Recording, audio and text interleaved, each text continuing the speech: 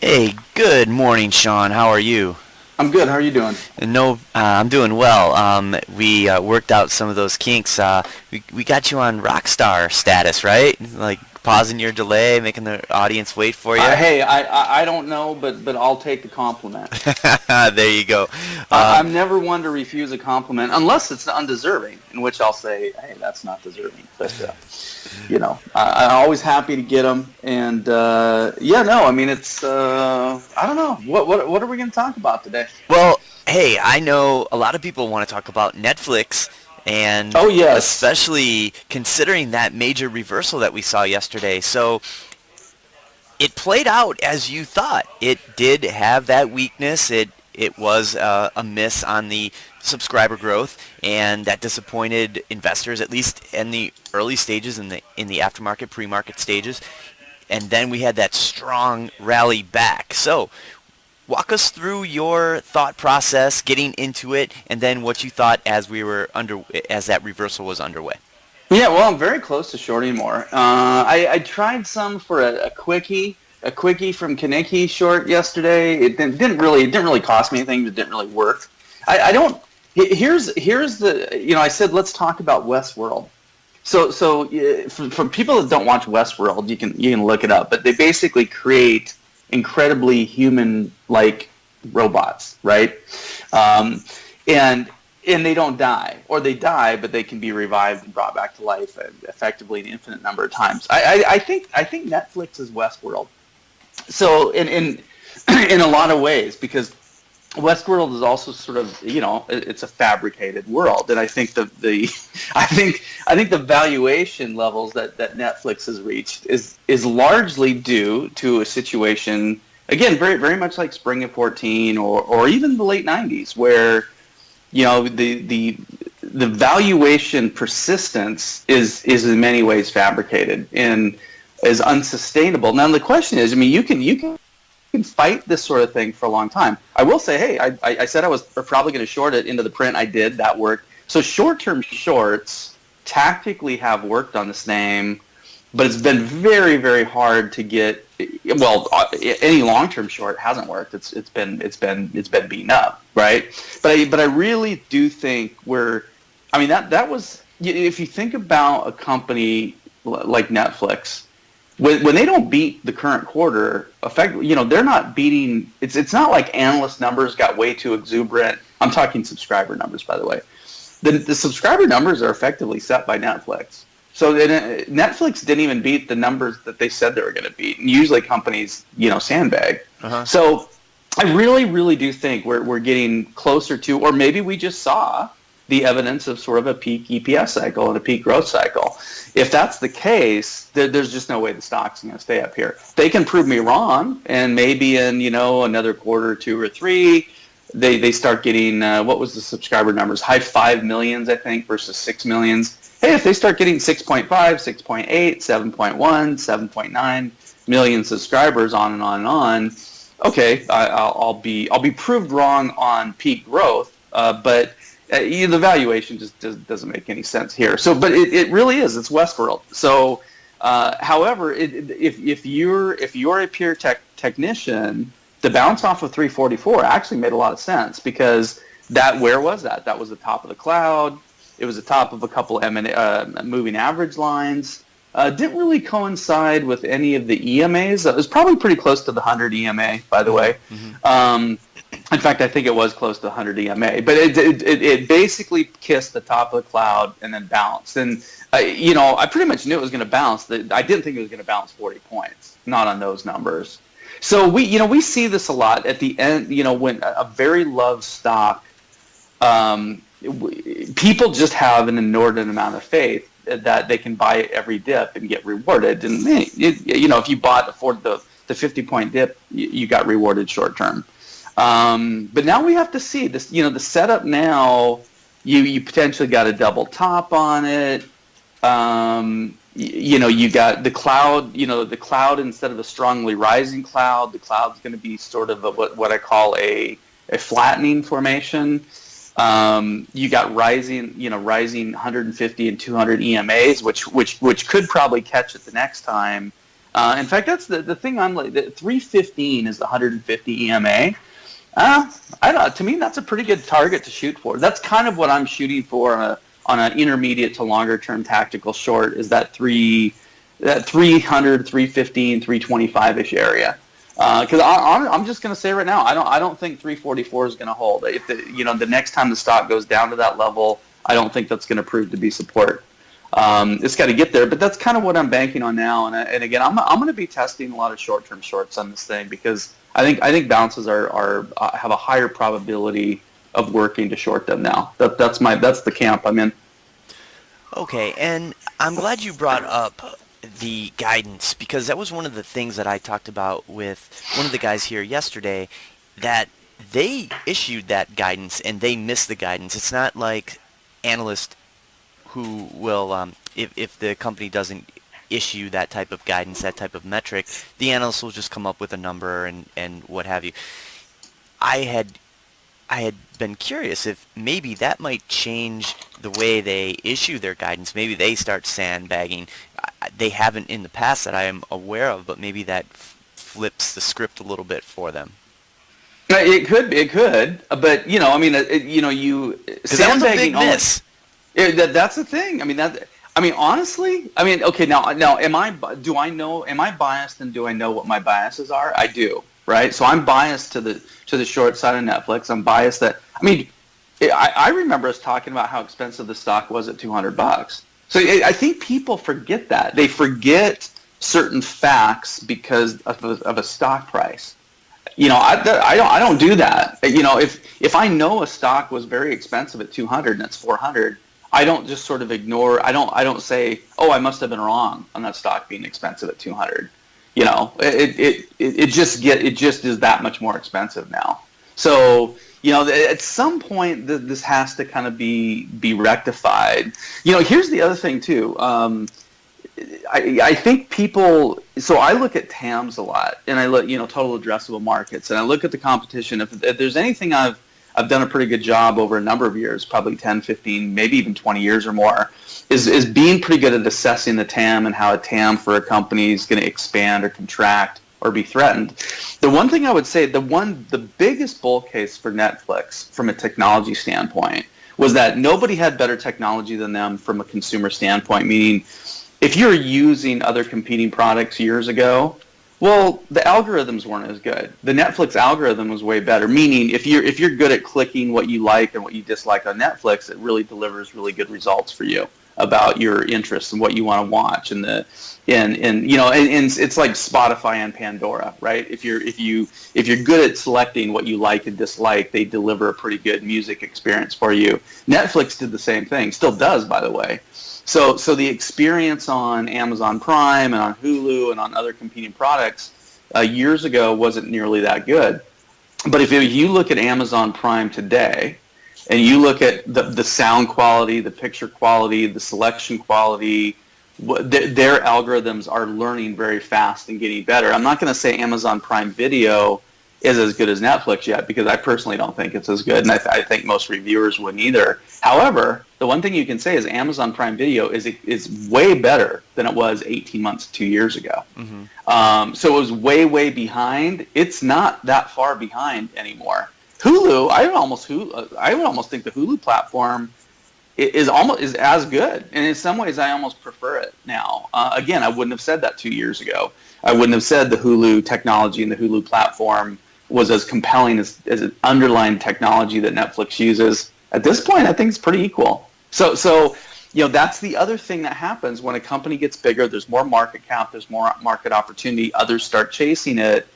And I haven't seen any analyst, even the bearish analysts, I don't really see them say much about the fact that the competition has improved a lot. And that's something I do spend a lot of time on. So I think there's a competitive issue. By the way, when I look at Tesla, I look at the same thing. Like I look at Tesla and I say, hey, let's forget about car valuation metrics versus technology valuation, but let's just think about car technology. Tesla doesn't do Formula One. So Formula One is the fastest, best racing cars in the world.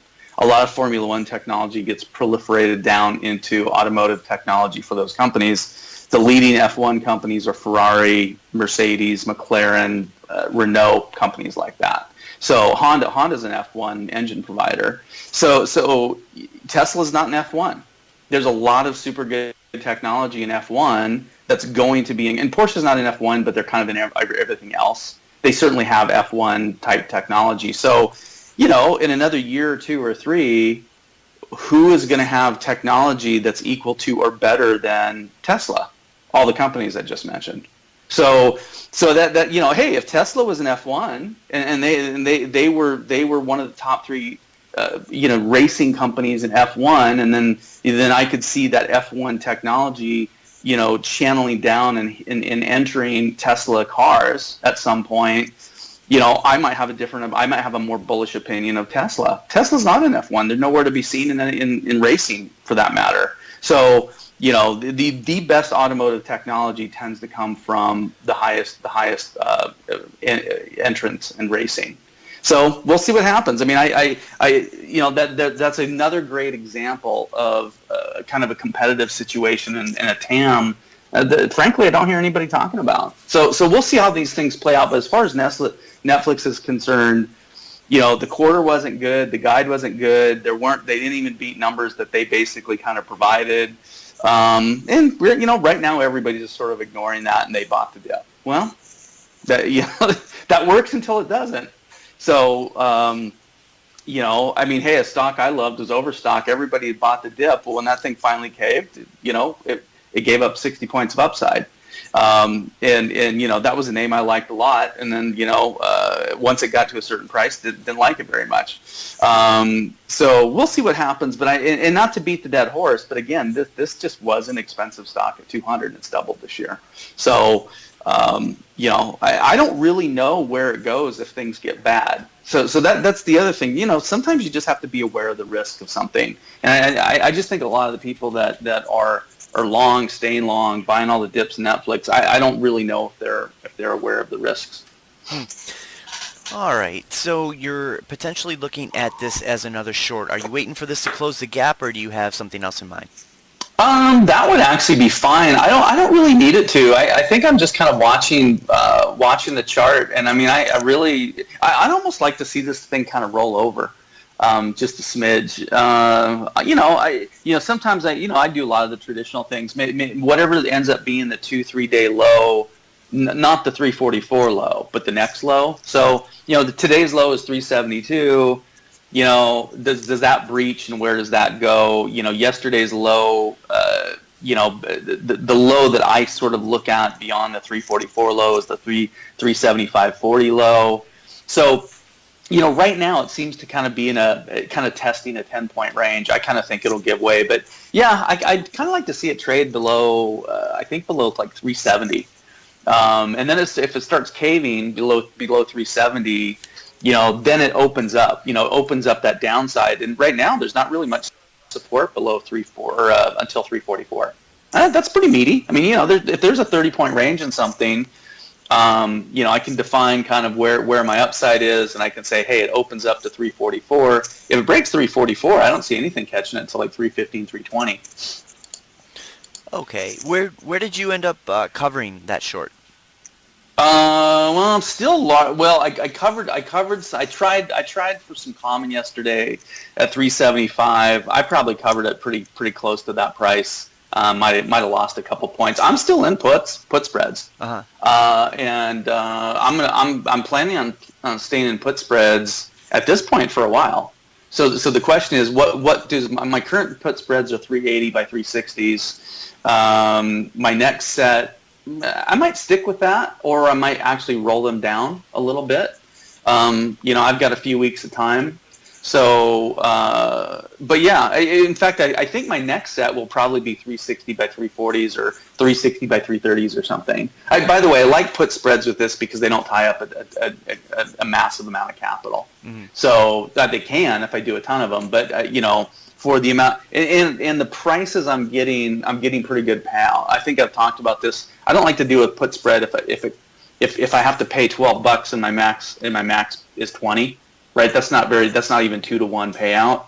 But if I can pay 7 or 550 or 6 or 8, and my payout's 20, or better yet, my payout's 30 points, meaning there's a total 30-point spread, right? You don't get the whole 30 points, you get 30 less what you pay, or 20 less what you pay. But if let's say I pay 7 and I can make 20, that's a net of 13. That's a good payoff. So that's how I like to line up put spreads. I've seen some people do put spreads where they pay 12 or 13 points, and they, after so they can only make a net 7 or 6.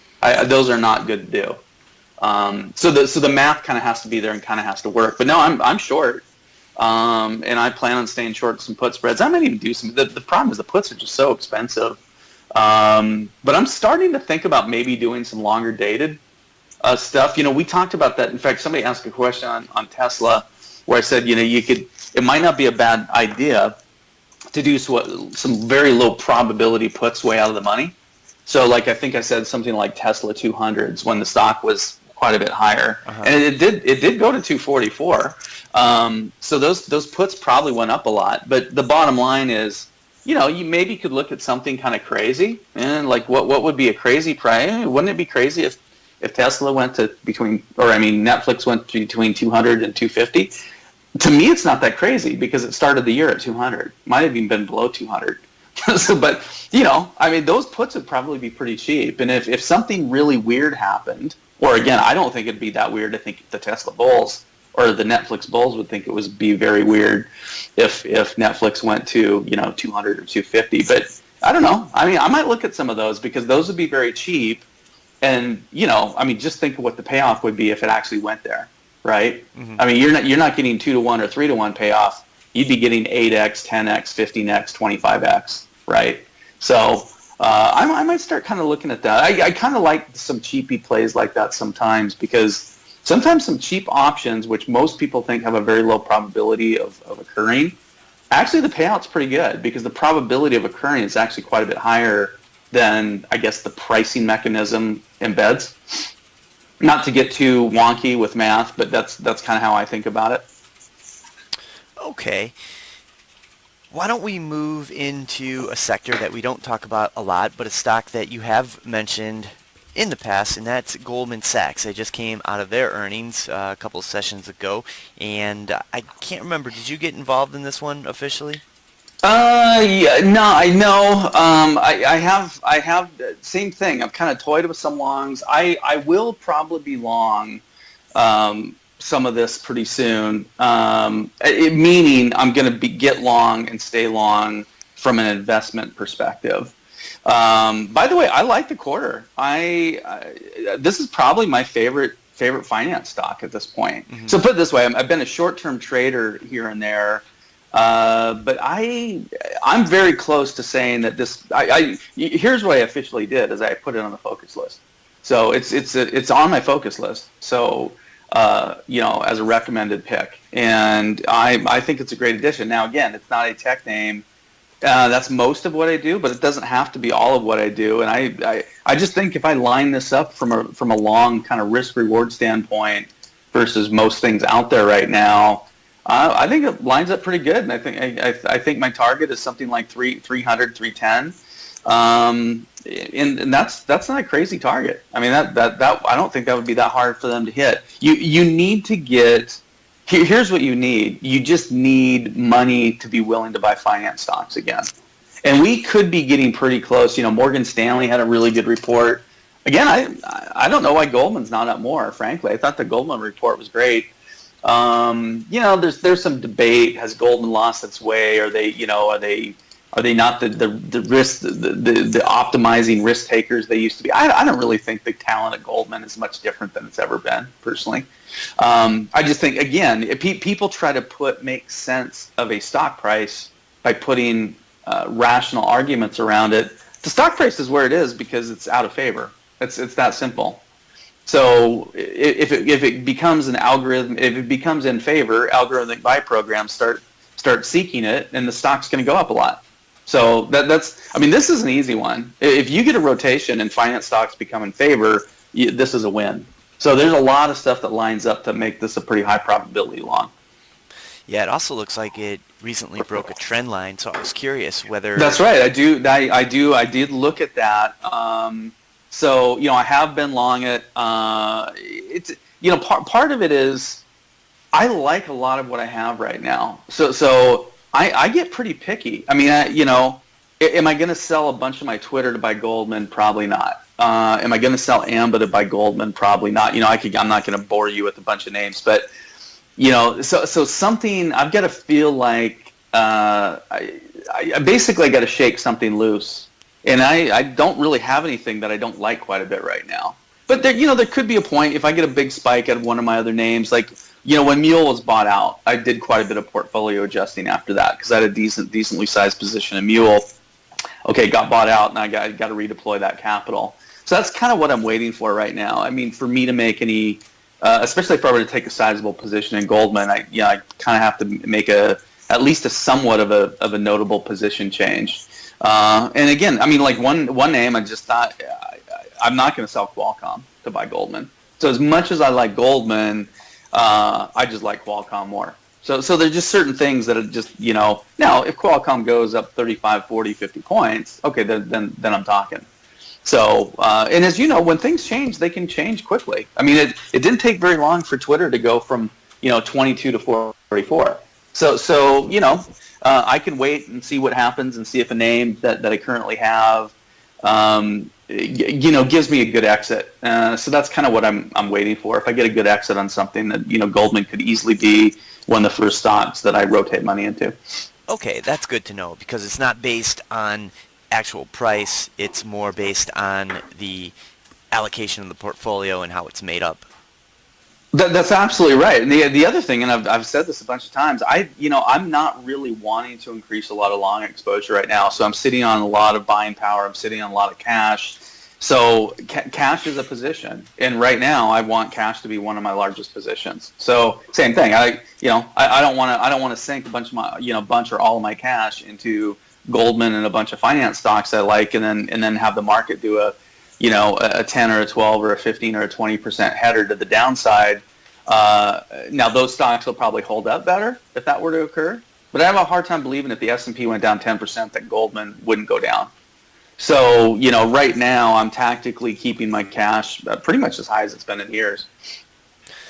All right, so before we dive into some of the listener questions, because I'm sure they want updates on some of your holdings and some of the trades that you had put out there from prior conversations that we've had, let's quickly touch on where we are as far as your thoughts on the overall market, the dynamics in the NASDAQ. We can look at the triple Qs or whichever one. But as far as your sentiment data, as far as where you're seeing the market going, we've had a nice reversal mostly yesterday where it really bounced when Netflix did. So where are we at in terms of the way you process the overall broader market? Yeah, no, I actually think we're getting pretty lined up for if we do put this. Again, the sentiment stuff doesn't always work. It works a large percentage of the time. We are kind of heading into a sentiment point where the odds of a sell-off, I would say, are increasing quite a bit. Again, doesn't mean it's going to happen. Doesn't mean it has to happen. What I will say is probably a better way to say it is a sell-off, if it were to occur here fairly soon, probably has the potential of being bigger.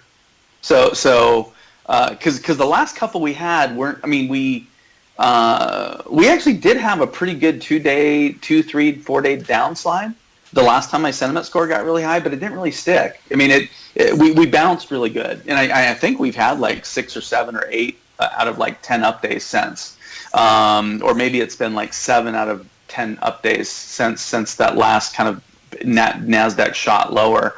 But that's probably the best way to say it. I think the odds of a sell-off are kind of increasing, but I would say that the maybe the magnitude of the sell-off could be a little bit higher than normal. It's again, we're basically kind of hitting sentiment scores that I measured that were roughly, it wasn't as high as I had in the January sell-off, but it was whenever that second sell-off was the year, either late February or early March. We're kind of basically heading into a pretty hot sentiment reading, which was equal to that second sell-off we had earlier this year. Okay, but it's not diabolical. It's just elevated. It's like elevated and kind of staying elevated. We haven't seen a big spike in it. And maybe that's what we need to culminate it. Maybe you need a big flush, like a buying flush, and that would spike it. By the way, that reminds me. So one of the last couple times we talked about Dennis Gartman and how you and I actually liked a lot of the work he did and kind of respected him, and he gets panned a lot. Yeah. But the one thing I did say is I think he's very good when he sticks to commodities. He's far less good when he talks stocks. He said something, I didn't hear it, I got to look it up, but he said something like that he sees the potential for a big huge market thrust higher or something. I'm trying to find, an exaggerated and stunning rally could be on the way. Okay, I'm just going to say this. So there are times when when he gets the most bullish on stocks. I'm going to say there's been times that's been a decent contrary indicator. Doesn't always work, but I watch for stuff like that. So I'm just going to put it out there. We'll see if this ends up being a decent contrary indicator again. Because again, I think he's much better at commodities. I think he's kind of okay on stocks. And I have seen him make some big calls and then kind of end up kind of with egg on the face, right? But if you're in the public and you're making tons of calls, you're gonna have plenty of times you can have egg on your face. So you can't be overly critical of somebody for putting an opinion out there.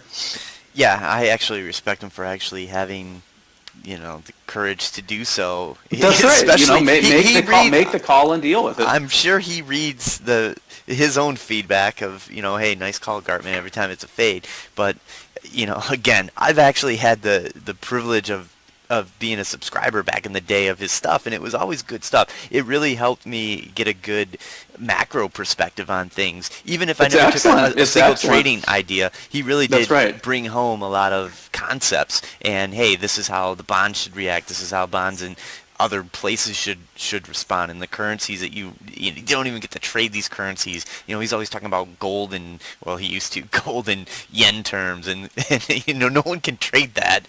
But I mean, unless you're very sophisticated. But just to the average investor, he does bring home some concepts. But and I still give him the courage or give him props for the courage to go out on a limb, whatever. I take that far more to heart than the him and hawing analysts that come on and just it could do this, it could do that. It tells me nothing, And I'd rather learn from somebody's mistakes anyway.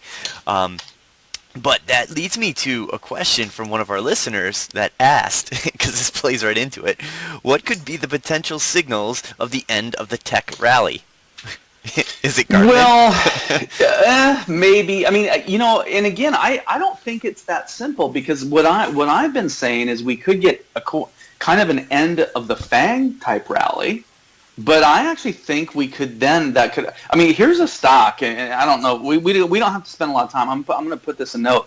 ADTN, exceed, just a ridiculously cheap company, super undervalued, been out of favor a long time. It's a telco equipment provider too. They actually had pretty decent numbers. The call was pretty good. The call was probably one of their best calls in 2 or 3 quarters. It lines up with kind of my fundamental bottom call in the fiber optic stocks, which I believe Q4 was the fundamental bottom for that group. ADTN is kind of an outskirts player of that group, because they do some other stuff that's not in the fiber optics game specifically. But an ADTN could see a lot of money flow its way. So hey, if you consider tech FANG, well, yeah, we've been seeing signs actually that the FANG rally could be waning, but it persists. But it's not, aside from Netflix. I'm trying to think of, Netflix is up massively this year. But I'm looking more for a rotation. Now, the rotation usually starts because you get a correction which takes everything down, and then once everything goes down, maybe some stuff goes down less, but then when everything goes down, people come in, they start shopping. So it really depends what they shop for and what they buy. If they keep buying FANG, then this persists. Here's the problem: the longer it persists, the worse the worse the unwind is going to be. And I'm not going to be exposed and get killed in that unwind. That's how I've now. I might make money shorting the unwind, but I'm not going to be long a bunch of these FANG names when they do unwind, and then it becomes really hard to get out of them because your psychology to get out of something is far different. You become a hope trader. You're like, oh, I'll just get out in the next bounce, or man, I just took a 50-point header. If I can get it to where I'm only down 35 points, I'll get out. And then some people even compound say, oh, geez, it's down 80. I guess I got to buy some here and average down. So I'm just not even getting. Now, I'm not saying I would do any of those things, but that's what happens to the vast majority of people. So I'm just not even going to get my position where I can get mentally messed up by being on the wrong side of something like that. But yeah, no, I mean, I think we're seeing signs. It's just, I mean, we'll see. I still think this is very much like the spring of 2014 scenario where the stuff persisted. The hot stuff stayed hot for probably a good couple quarters longer than most people thought it could.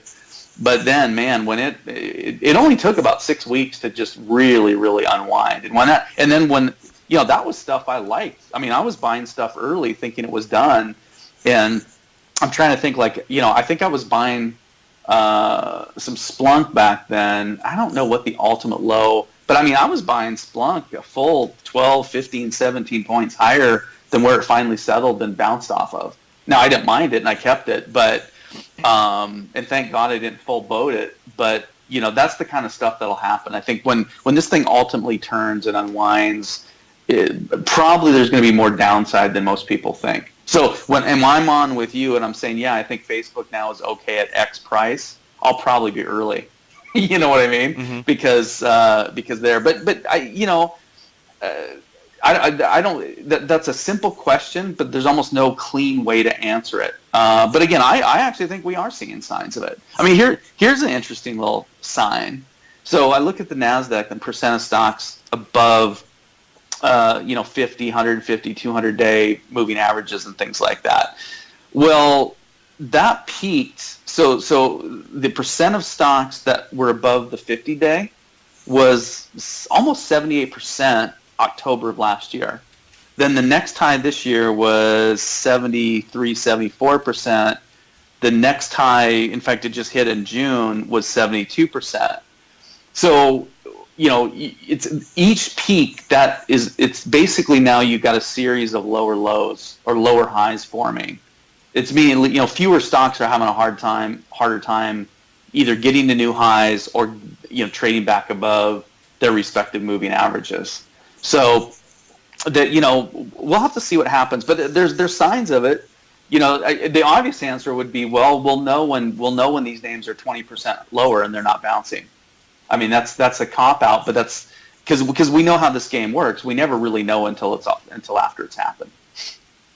Yeah, tough job. We got to predict the future, and it's always changing. So, but I mean, I think the best thing you can do is just line up and increase your odds on both sides. I mean, I will say this: I think we're at that point, and hey, I kind of been wrong on FANG being done. But the 2 or 3 times I said we're going to correct this year, we did, and the FANG stocks did go down.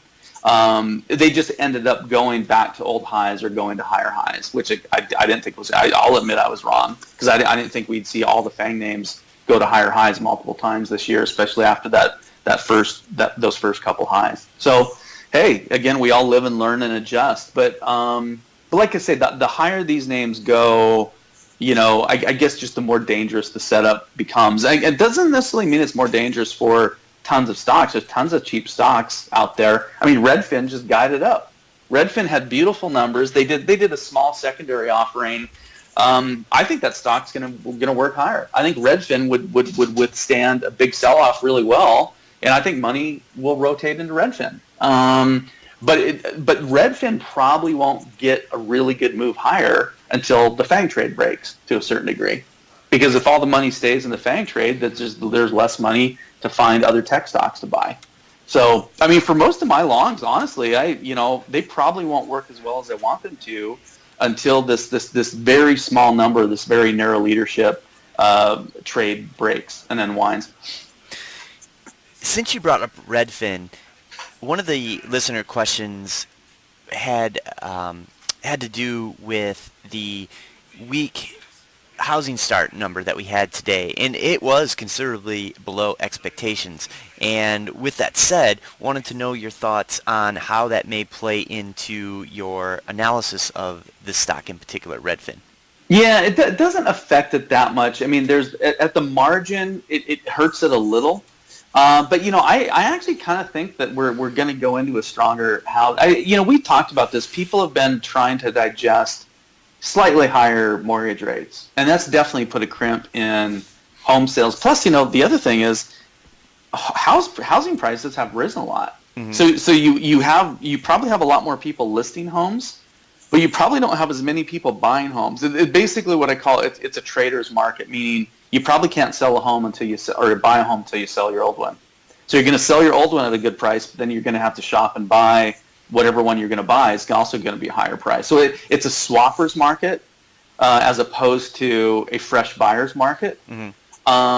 And again, we're digesting higher mortgage rates, but they haven't really risen that much. But in fact, I think people have maybe made too big of a deal of that. But Redfin's really just is a TAM expansion story. So it's a total addressable market. It's going to be increasing. It's going to grow market share in the market that they operate in. They're also going to probably enter new markets. So again, the guide was very good. I mean, they didn't have to increase their guide. They could have done their secondary without increasing their guide. So they must know numbers are pretty good if they guided up. And it was not an immaterial guide up. It was a pretty decent guidance increase. Let me just look. Yeah, I mean, it wasn't a 10% guide up, but it was like in that 4 or 5% range. And again, we're already talking about numbers which have pretty good growth over prior year. So it just lines up really good.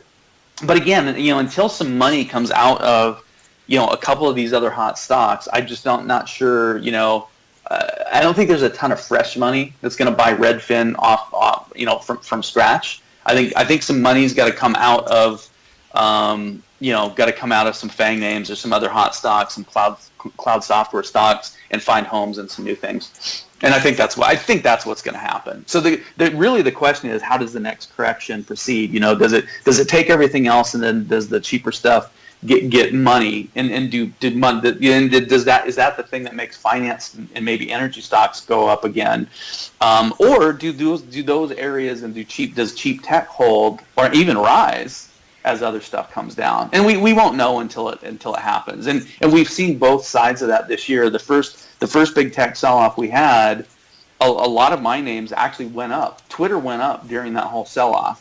And then the second sell-off we had, it was more of a sell-off that kind of took everything down. And then buyers came into the cheaper stocks.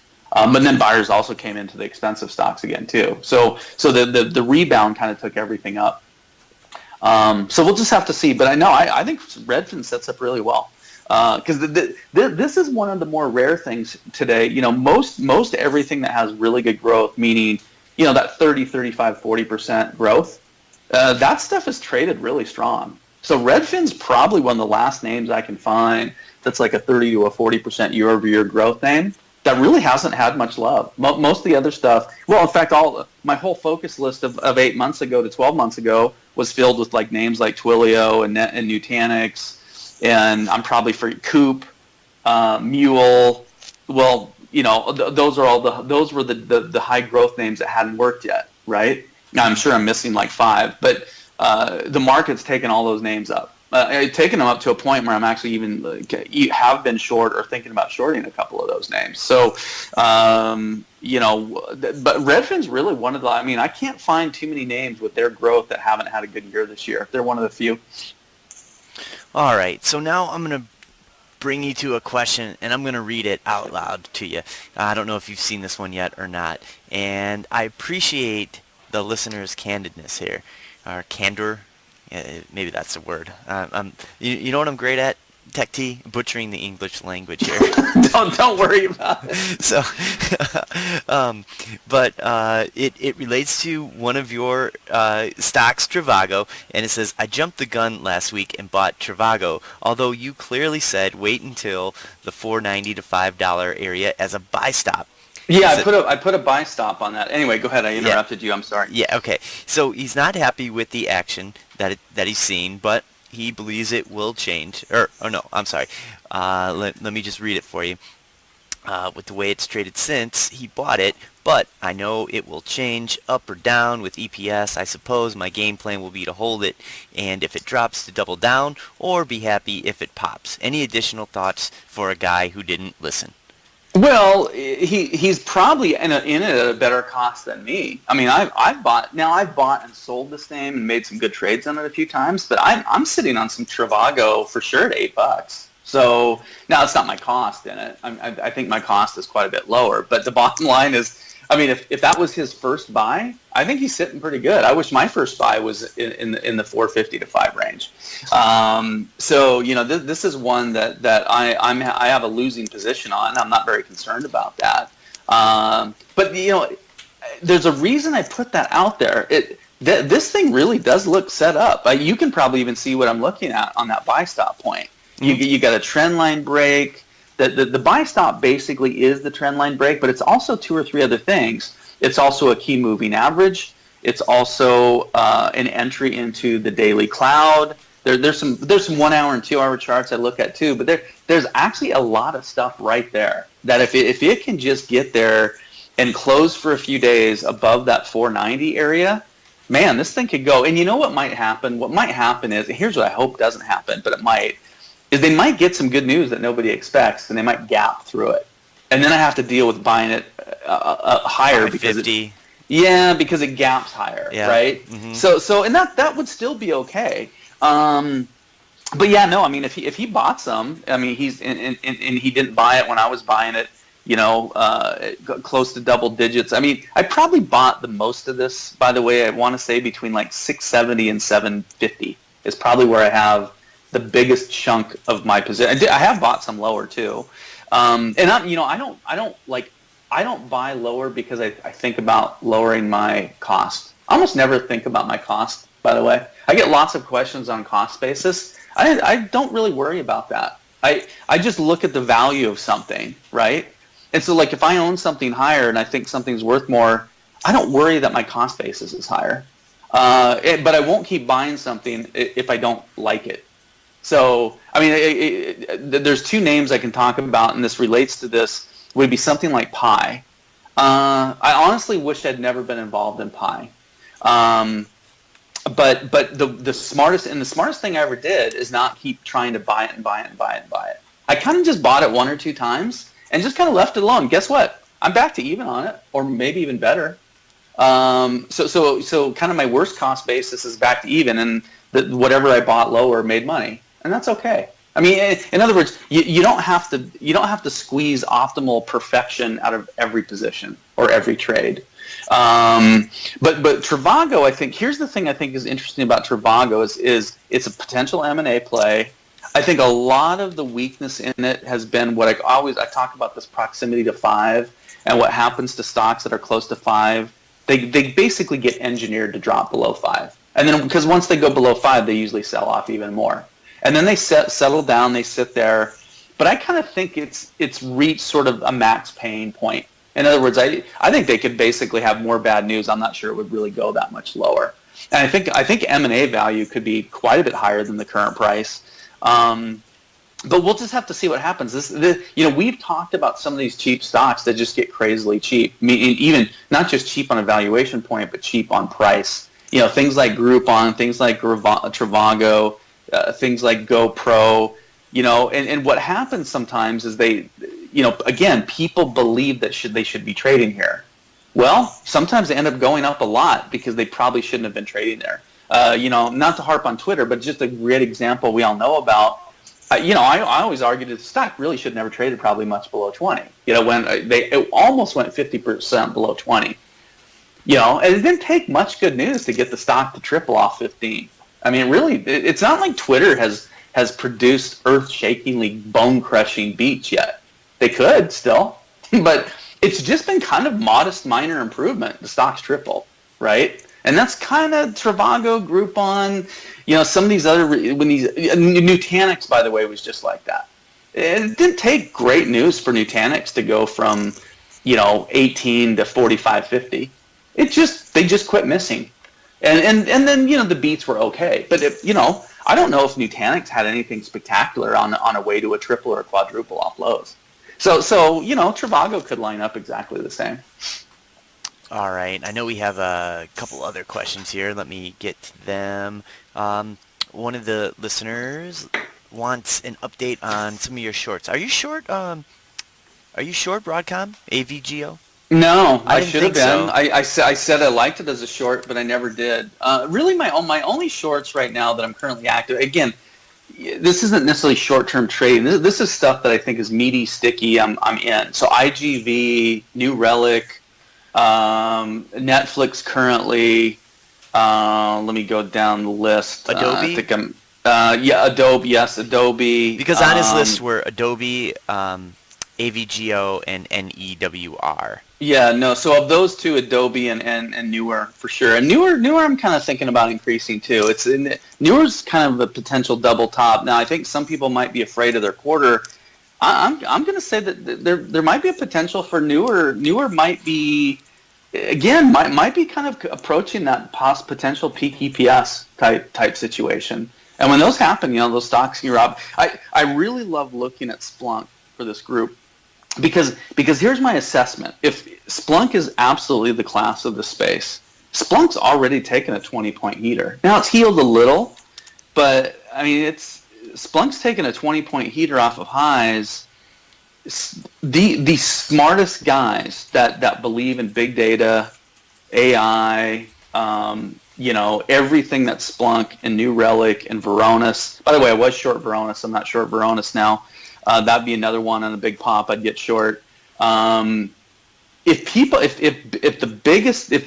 whoever's selling Splunk to get it to drop 20, that makes me nervous on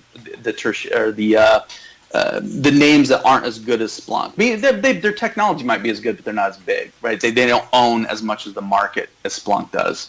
So, you know, I find it very interesting that New Relic sitting here at testing alt highs again, and Splunk isn't. And I'm gonna say that Splunk is a pretty good tell for this group. You know, there's another one I'm looking at, and again, this was a stock I recommended as a long before. I don't know if I ever owned this. No, I think I did. TLND, Talend. Pretty sure I was long this one, but I didn't milk this pretty good. But I think I caught a pretty good gain. This was never a focus list stock, but I mentioned I like this. In fact, I think I mentioned I like this in front of a couple EPS reports now that I remember. But this thing's high. Another name I like is AYX, long term. But AYX I think could be sort of dangerous here. Again, why? Because it's basically trading at highs and Splunk's not. So if we're in a market that's selling off, you know, the best big data stock, but yet is not selling off the other guys in the group, then I'm going to be cautious. So that's why I like Hortonworks, and that's why I like Cloudera, because Cloudera are just like the ignored, you know, the ignored, you know, group of these things. They're really, really cheap. They're really beaten up. And by the way, the growth is relatively the same. In fact, Hortonworks has higher growth than most of these stocks I just rattled off. Cloudera's growth isn't so good because they have had a little bit of a misstep. But we've talked about this, you know, not to replay the whole thing. But I kind of think Cloudera could set up like Nutanix did. You know, where they had a little bit of a stumble. Wasn't exactly terrible numbers, but just a little bit of a stumble. Stock got absolutely killed. And then if they just sort of get back to reporting normally, the stock can basically do what it was going to do, which is probably go up quite a bit. So I'm pretty cautious on all the high value names in this big data space, especially because Splunk is not telling me that you know, you should be cavalier about this group right now. If Splunk was surging and trading 122, 126, 132, I'd say, man, Splunk's probably going to crush it again, and maybe these other things are more dangerous shorts. So if Splunk can't get back to highs, then it makes me a little bit more confident on the New Relic short. All right, and I think this will probably be the last question, and it's regarding CYBR. Let's take a look at this chart. Yeah, love it. Love it. CYBR. And the actual question is, since it's running, are you looking to reduce your exposure in this one? I think I have posted that I reduced this. If I haven't, I will. I have reduced this a smidge, not much. I thought I did post that, by the way. But yeah, I've sold a little of this, but just because it's run, almost 30 points off those low 40s. I still like this name though. I'm still sticking with this name now. If somebody were to ask, a better question might be, well, wait, if you're short New Relic, well, why aren't you short Splunk, or why aren't you? Well, if one, New Relic I liked when it was a $30 stock, and now it's 110. Splunk I liked at, CyberArk I liked at 42, and it's 70. That's not triple, or it's not a triple plus. So I think the valuation characteristics are way different. This thing looks like a stock actually that's kind of breaking out and can go higher, and it's catching up to what it probably should have done quarters before. By the way, this probably in my brain, the reason I said Splunk is because this stock and Splunk traded very similarly. They both kept having very good quarters, and neither one would move. Well, Splunk moved first. And Splunk, Splunk gets a decent chunk of business from security as well. But CyberArk is doing what it should be doing. So I'm sticking with roughly two-thirds, three-quarters of my position, and I guess will for a while. I don't know. I don't know what would be the thing that would make me sell it. I mean, if 110, I'd be a seller. What's a triple off 42? Triple off 42, I'd be a seller. But no, I like the stock. I like it a lot. I like it long term. I actually kind of keep wondering why FireEye isn't acting better. But again, stocks move when they move. But no, I like it. I'm still long. I did reduce it a little bit. Again, I apologize. I didn't post. I honestly thought I did. So yeah, no, nice name. I think it's got more upside. I don't know if I do think it's risen enough that they probably better have a pretty good report. But if this thing were to drop 10, I'd probably buy it. So this is a name I want to buy on dips if I'm given dips. But the way it's acting, I expect them to report well. In fact, I think security is going to report well. So I'm hoping FireEye gets some love off some of this move. Another one of my laggard names that I own in this space, by the way, is Imperva, IMPV. That's finally had a decent little move. Again, hasn't done a lot. But 56 from this thing just could not get above 45. So it's finally breaking into a new range. I mean, this thing's still very cheap. I think I said the same thing on all these names. I said the names in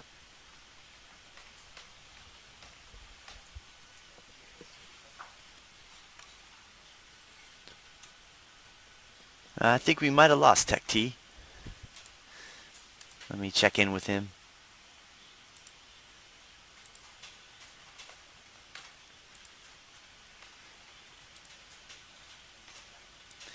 Tech T, are you still with us?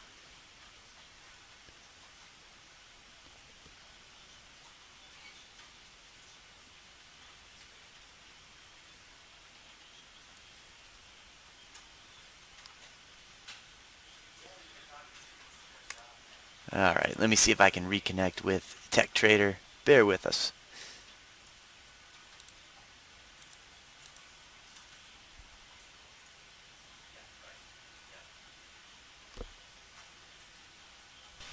Uh-oh, what happened? I was talking. Yeah, you were talking. Somebody must have cut you off, man. It wasn't me.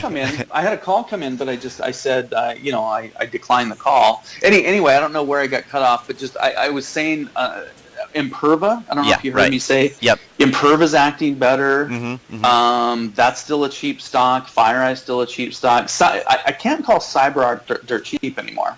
But, this is what stocks do. It's sort of like, once Twitter went from 18 to 30, didn't mean I still didn't like it a lot, but it just wasn't as cheap. It's not as cheap at 30 as it was at 18. So CyberArk's not as cheap at 69 as it was at 42. But that doesn't mean I think the upside's done on it. What's my here? I think my price target on CyberArk is 75, and that's my midpoint. So I can value it higher than that. But I'll see if I decide to move it up when it hits 75 or higher. All right. Well, I think this is a good place to stop for now because we have a bunch of earnings that we're going to be able to talk about over the next 2 weeks. So really, starting next week, we really ramp things up, and we will have a lot to talk about, and most likely we'll get you on even more frequently than we do now. So I know you got a lot of prepping to do. Is there any parting shots that you want before we head into the big earnings season for tech? Well, the one thing I'll say is, if I'm not mistaken, I think old Mr. Softy and Skyworks both report tomorrow. So, how the market, strong day yesterday. Yeah, we'll just see. And I'll interpret that for everyone. Mr. Softy, Microsoft, right? Oh, sorry, Microsoft and Skyworks, SWKS. So, we'll see. Again, some of these, really, really extended stock. Now, Skyworks isn't as extended Microsoft is, but, are the reports going to be good enough to hold the stocks at levels, let alone let them rise? So that my theme this quarter is, and I haven't said this as much. I mean, a lot of quarters I'm just like, yeah, I think it's relatively a quarter you can probably buy in front of reports. This quarter, aside from a few names, I think you have to be more tactical and more careful. I wouldn't be buying any Microsoft in front of the print. So we'll see. But Netflix again wasn't a good report. Market dealt with it pretty well. That can happen for a while, but if that becomes a theme where these big key leading stocks, which has represented, most of the upside of the market this year, if they don't deliver, then that kind of sets up, my short bias a little bit. But yeah, I don't know if Microsoft's going to be another barn burner. They've had a string of exceedingly good reports. Again, I'm not projecting as much of a beat. The magnitude of the beat for them, I don't think is going to be as high this quarter as it's been last 2, 3, 4 quarters. All right. Now you're probably going to ask me, am I short it? I'm thinking about it. I'm thinking about doing some in front of the print. But we'll see. I'll see if I do that before the print tomorrow. All right. Well, don't forget to tell everyone if you do. Sound good? Oh yeah, no, that's the. I've been mulling that one over. Here, if I don't, there's a reason. I don't. There's not a lot of times. There's just not as much short-term juice. Hey, we saw Netflix move 40. Microsoft, a big move would be like 7 to 10%. And sometimes if that's the move, sometimes it can be hard to get an option structure to pay off. Because you need more than that, right? If that's what's expected, you need something more than that. And I don't like giving the option market money. In fact, I'm pretty good at not giving the option market money. So yeah, we'll talk next week. Google's Monday. So we got Microsoft Thursday, Google Monday, and then some other stuff starts sprinkling in. So, at least we're getting a little more volatility. Yeah, I'm going to tell you, yesterday was a really interesting day. And I actually think that I'm going to conclude by saying I think people are being too cavalier. I think people are way too aggressive buying that bad Netflix print, and we'll see what ends up happening because of that. But I just don't know what the buyers there were thinking. Well, my friend, you go out on a limb like Dennis Gartman, but I think your hit ratio is a little better when it comes to stocks. How's that? Probably quite a magnitude higher. Well, there you go. We started with a compliment. I'll end with one. Yeah. Oh, real quick. So Twitter. Now I'm going to have to give you another compliment, right? Everybody should read. Bloomberg launches Twitter feed optimized for trading. I'm just going to. Everybody should try to find that link and read it. And what was that? Bloomberg launches a Twitter feed optimized for trading. We should probably talk about this next time. But this is like tip of the iceberg type stuff. For them. And the stock's down, I think, because somebody downgraded it. But put it this way, Bloomberg fully gets and understands the power of Twitter. I'll end with that. Okay, well, I'll tell you what. That'll give the listeners some homework. They can read that, and then they'll be able to ask any questions that they may have for you on our next visit. Sound good? Sounds good. And I'll put that link in my post today. That would be great. I'm sure they'll appreciate that as well. So, as always, Sean, thank you so much for joining us. And who knows, maybe we'll talk Friday before. Maybe we'll do a little preview. It all depends how things shake out. But we could do a quick 15, 30 minutes or something. Yeah, maybe we'll do a little chart talk too, maybe come Friday. So we'll see how it plays out. But as always, thank you so much, Sean. All right, take care. All right.